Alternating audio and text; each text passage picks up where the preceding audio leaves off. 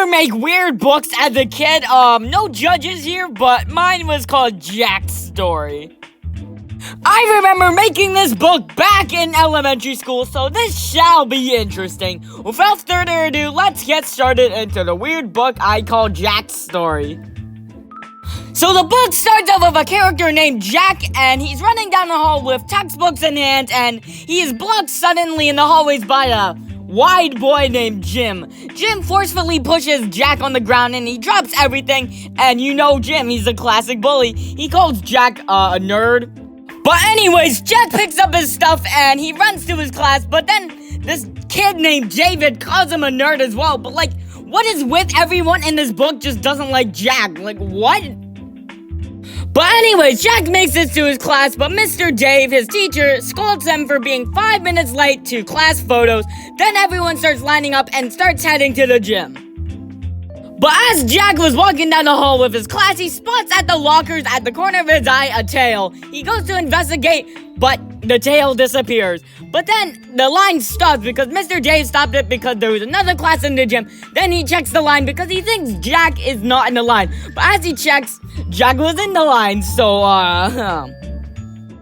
Then they hid into the gym and they took the photo. Then after everyone got a copy, but then Jack's was kind of scribbled up in black stuff.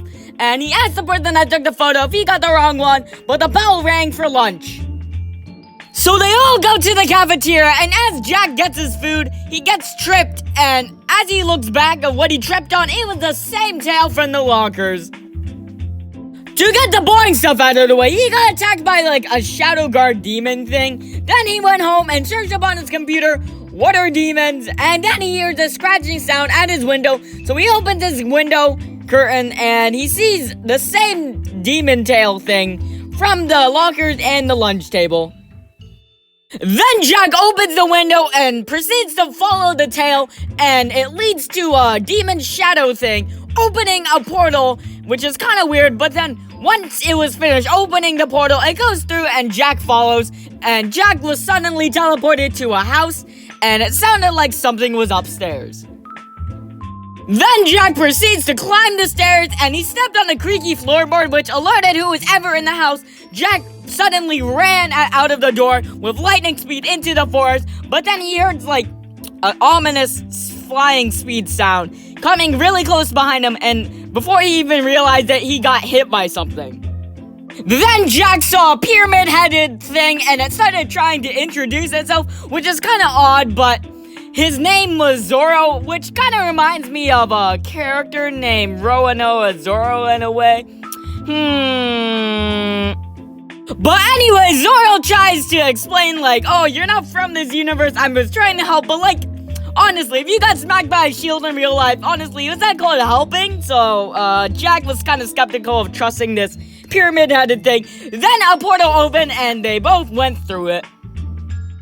But this whole entire time, they're being chased down by the shadow demon things, and they all go through the portal, and instead of going where Jack and Zoro was, they go through this corridor with a bunch of portals. So they go through one, but instead of going to Jack and Zoro, they got jumped by a man-eating spider.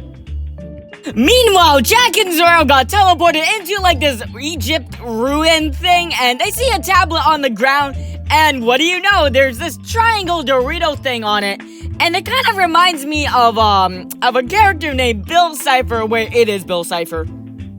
But anyways, Bill Cipher summons a stone golem thing and a ghost, and they charge at Zoro and Jack, but Zoro has this energy power, so he blasts them, and the whole entire ruin starts collapsing, and a portal appears, and Jack and Zoro go in it, and Bill Cipher just watches them go in.